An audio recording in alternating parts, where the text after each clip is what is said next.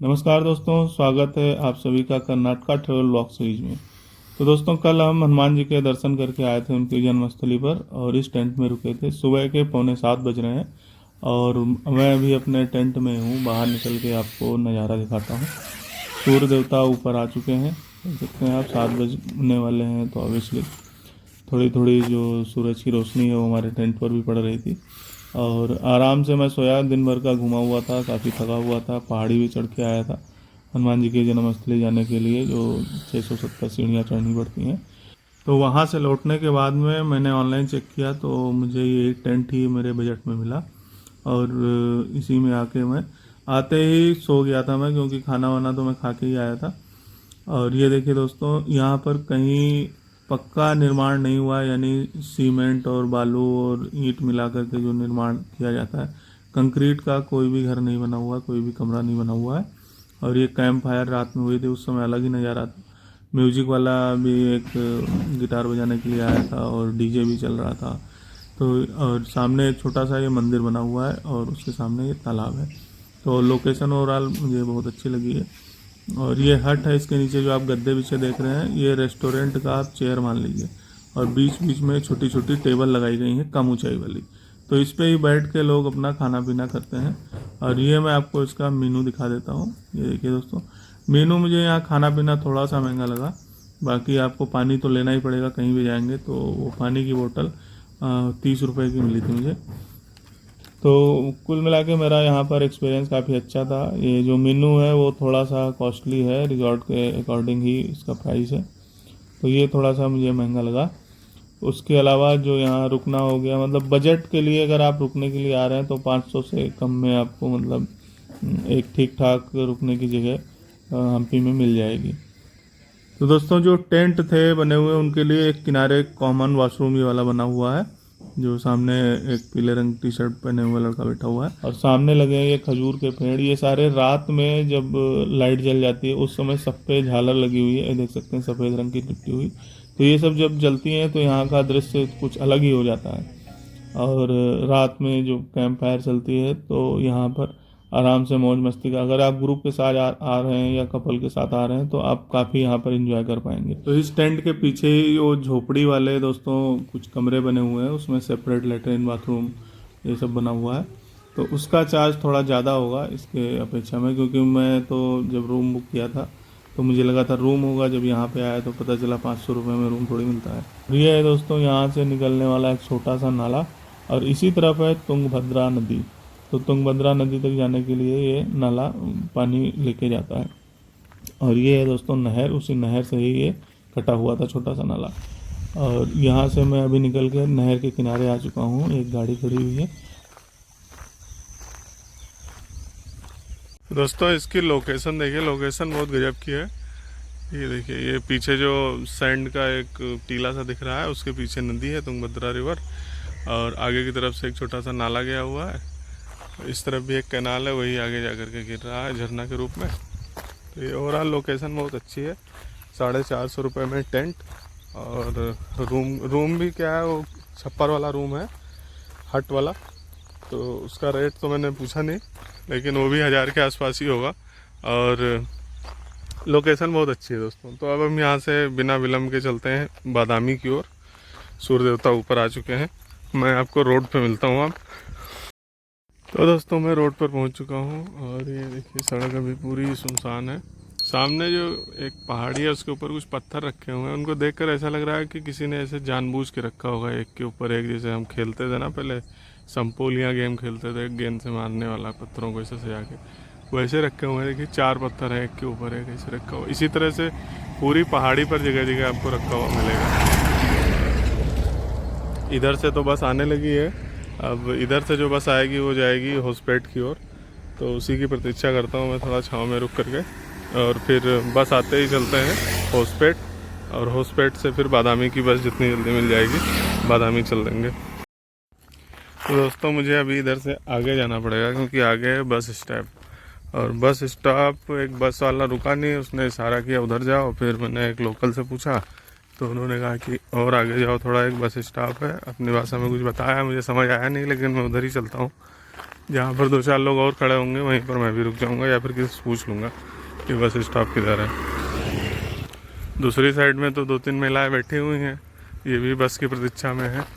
अब उस साइड का बस स्टॉप है ये, अब इधर का वाला किधर पड़ेगा ये देखना पड़ेगा।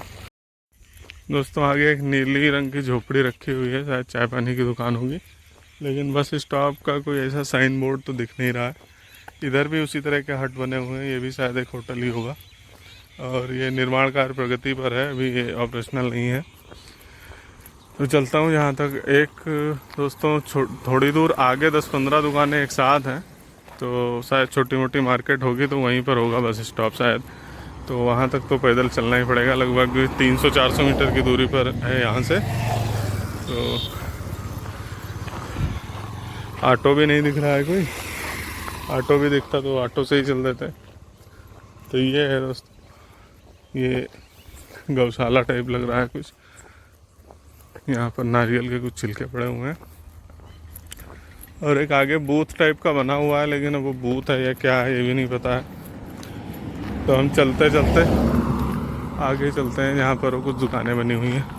ये दोस्तों सनापुर लिखा हुआ है, लेकिन ये सनापुर का जो कट है वो काफ़ी दूर आगे है अभी, मतलब यहाँ से 1.6 किलोमीटर दिखा रहा है सनापुर लेक का जो कट है, और वो संभवतः इसी पहाड़ी के आसपास भी होगा।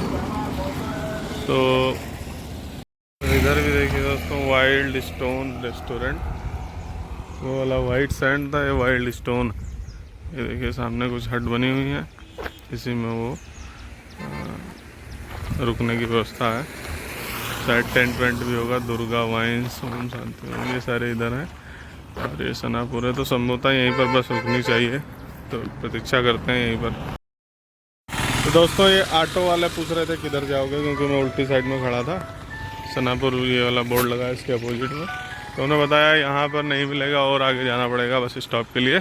तो अभी बस स्टॉप की ओर चलता हूँ, आगे लाइट लगी हुई है, कहीं टैंक बना है उसके पास में रुकने को बोला है। दोस्तों बस स्टेशन, ऑटो भी रेंट पे आप ले सकते हैं।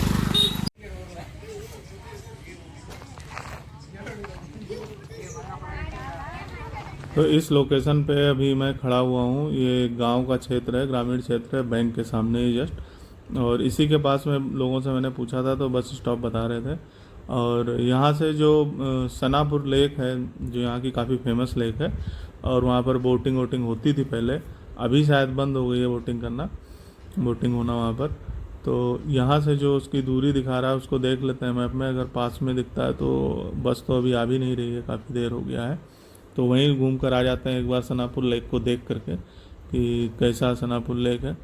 और उसके सामने ही रोड जाती हुई दिख रही है, एक टीम्स स्पॉट भी है, तो ये सारी चीज़ देख करके आ जाते हैं। अगर थोड़ी दूर में ही होता है, 1.5 किलोमीटर है यहाँ से बाई वॉक अगर जाएंगे तो, और मुश्किल फ्लैट है। तो चलते हैं हम उसी की तरफ और सनापुर लेक को देख करके उसकी भी वीडियो बना लेते हैं, और रास्ते में कुछ खा पी भी लेंगे, भूख भी लग रही है। तो इधर जब से मैं चले जा रहा हूँ, लेकिन ऑटो मुझे बहुत कम दिखे हैं। ये दूसरा ऑटो है जो मुझे यहाँ पर दिखा है, इससे पहले एक ऑटो वाले ने रुक कर रास्ता बताया था, और ये दूसरा, और दोनों ऑटो उधर की तरफ ही, यानी हनुमान जी का जिधर जन्म स्थान है उधर ही आ रहे हैं, अपोजिट साइड में हमारे। होस्पेट की तरफ कोई भी ऑटो जाता हुआ नहीं दिख रहा है, या फिर सनापुर की तरफ। तो चलते चलते मैं एक जगह यहाँ पहुँच गया हूँ दोस्तों, यहाँ पर कुछ ताज़ा भोजन बन रहा है, और यहाँ इडली और एक बड़ा मुझे प्लेट में मिला है। इसको भोजन करने के बाद फिर अब हम चलते हैं आगे की ओर। तो साउथ में दोस्तों नाश्ते के तौर पर जैसे सुबह सुबह हम जाएंगे तो पूड़ियाँ कहीं कहीं मिल जाती हैं, जो हमारे नॉर्थ इंडिया में भी खाया जाता है। उसके अतिरिक्त आपको इडली, डोसा, वड़ा, सांभर, यही सब मिलता है खाने के लिए, जो ताज़ा होता है और काफ़ी टेस्टी भी होता है। इधर का अलग ही टेस्ट आता है। तो उसको खाने पीने के बाद में फिर मैं चला हूँ अब सनापुर की तरफ, और ये जो कट आगे दिख रहा है आपको, यही रोड गई हुई है सनापुर के लिए। तो इसी से हमको लगभग 1 किलोमीटर 1.25 किलोमीटर पैदल जाना पड़ेगा, क्योंकि इधर भी कोई ऑटो मिलने की संभावना मुझे लग नहीं रही है। सामने एक ऑटो खड़ा है, इससे एक बार पूछ लेता हूँ, अगर ये 100-200 रुपये में भी लेक तक ले जाए और लेके वापस आ जाए तो इसी से चलेंगे, लेकिन इसने कर दिया है मना, क्योंकि ये सनापुर लेक नहीं है, कहीं और जाएगा। बुकिंग का सामान कुछ लेके आया था, उतार रहा है दुकानों पर। तो अब यहाँ पर भी सेम उसी पैटर्न का एक छोटा सा रिजॉर्ट बना हुआ है। ये देखिए बैठने के लिए वैसी ही व्यवस्था है जैसे उधर थी, और खाने पीने का बोर्ड लगा हुआ है। तो इसी तरह के कच्चे यहाँ पर रिजॉर्ट ज़्यादा मिलते हैं जो हट वाले होते हैं, क्योंकि इसमें एक तो कंस्ट्रक्शन की कॉस्ट कम आती है, खोलने के लिए बहुत ज़्यादा आपको सामान नहीं खरीदना पड़ता है, सजावट के लिए भी बियर की बोतल और इन सब चीज़ों का उपयोग कर लिया जाता है। तो केवल जो कुशलता है, एक श्रमिक कुशलता, वो लगती है। और उसके अलावा बहुत ही कम पैसे में, अगर आपके पास ज़मीन है तो, या फिर लीज पे लेके बहुत ही कम पैसे में आप इसको खोल सकते हैं। और अभी मैं पहुंच गया हूँ सनापुर लेक के बिल्कुल सामने, और ये थोड़ी ऊंचाई पर है। और ये मुझे लग रहा है ये एक कृत्रिम झील होगी जो बनाई गई है पानी को रोक करके। ये देखिए दोस्तों, इस तरह से एक पेड़ लगा हुआ है और वो चट्टान के बीच से उसकी जड़ें जा रही हैं। तो इस तरह से बहुत डेंस फॉरेस्ट है यहाँ पर सनापुर लेक से, जो डैम बना हुआ है उससे जस्ट पहले, और दोनों तरफ खाई है और ये चढ़ाई वाली रोड है।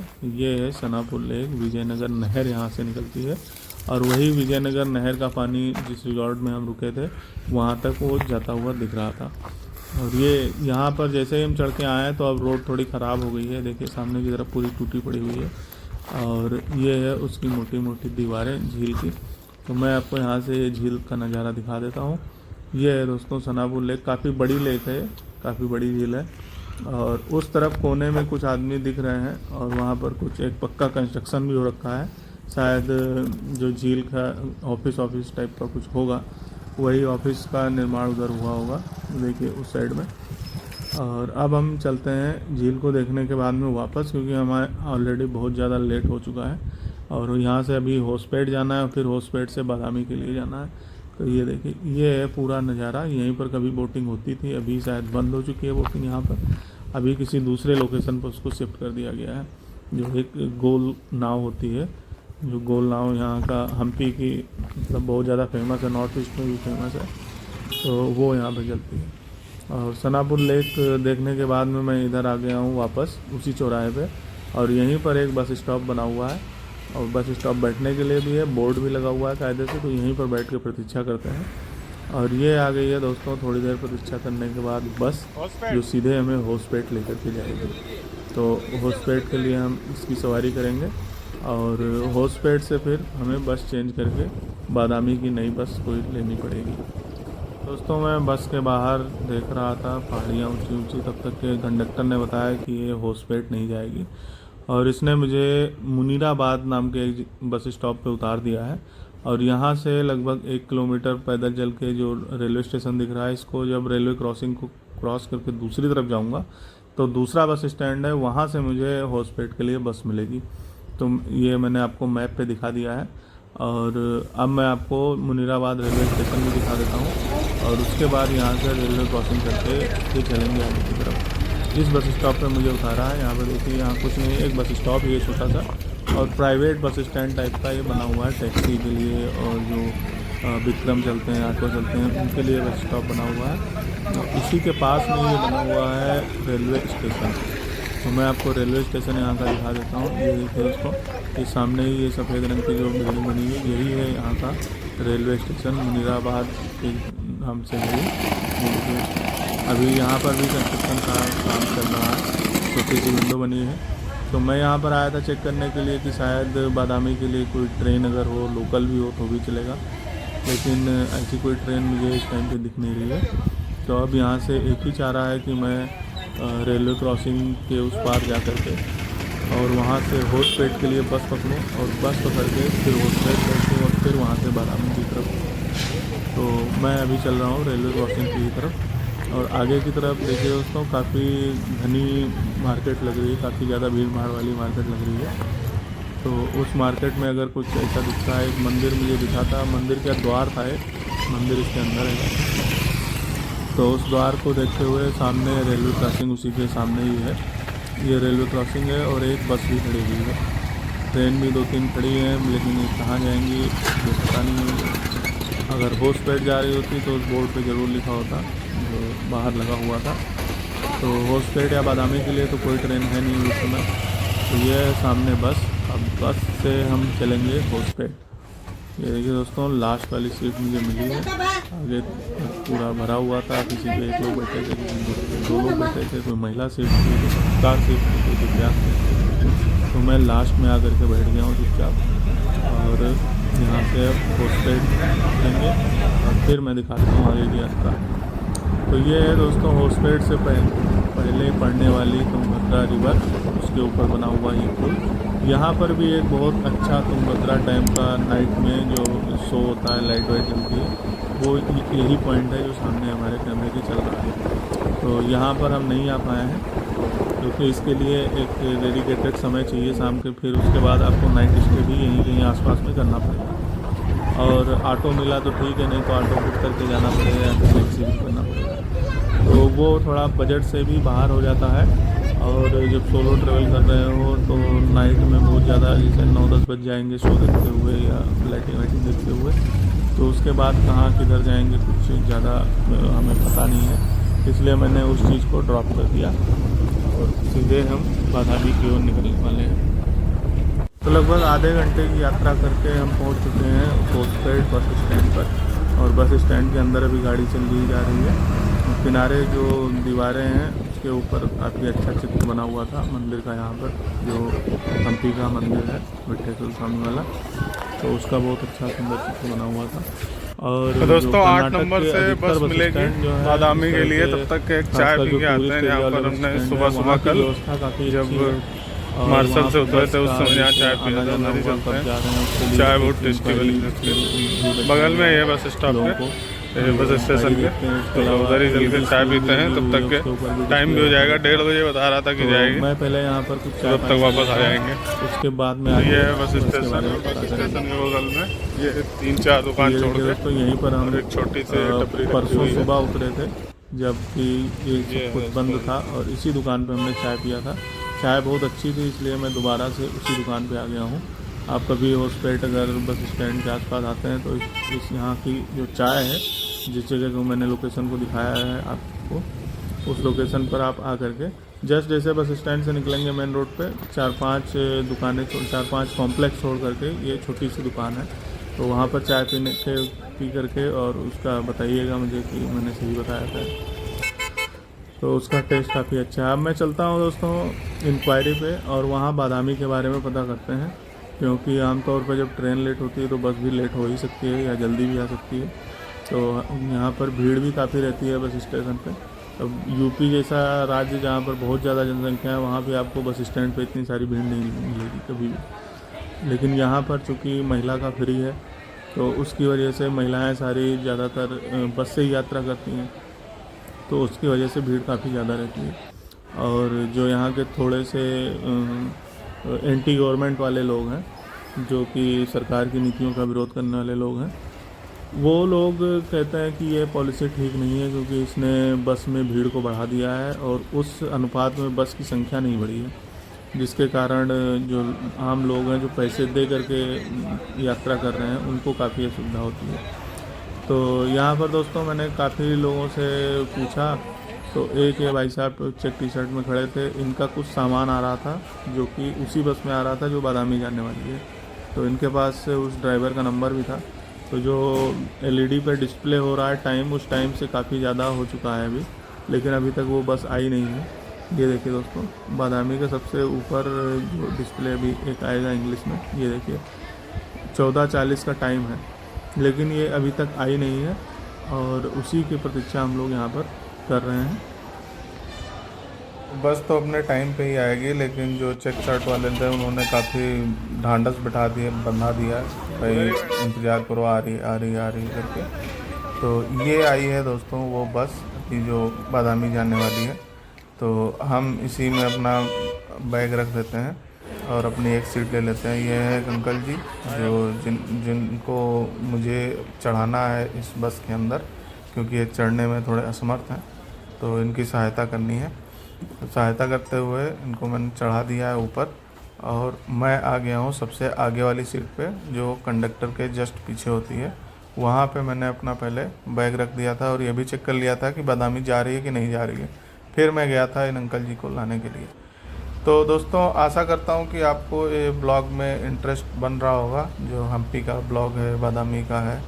तो अब अगली पार्ट में हम पहुँच जाएंगे बादामी। अभी शाम को 3 बज रहा है, तो 7-8 बजे तक हम बादामी पहुँच जाएंगे और उसके बाद तो केवल डिनर और नाइट स्टे का ही आज का प्रोग्राम रहेगा। तो मैं मिलता हूँ आपको बादामी में, और वहाँ का जो खाना पीना है, देखिए दोस्तों 3:01 हो गया है। वहाँ का कोई अच्छा सा वेजिटेरियन रेस्टोरेंट और मार्केट, ये सब चीज़ मैं आपको दिखाऊंगा। अगर कुछ स्ट्रीट फूड होता है तो ये 214 रुपये का टिकट है यहाँ से, यानी होसपेट से बादामी तक का। और ये इक्कल होते हुए जाएगी, तो काफ़ी घूमते हुए जाएगी, मतलब डायरेक्ट नहीं जा रही है। अगर डायरेक्ट यहाँ से सड़क मार्ग 100 किलोमीटर है तो ये 130 किलोमीटर जा रही है। तो मिलते हैं दोस्तों अगले पार्ट में, जहाँ बादामी को एक्सप्लोर करेंगे।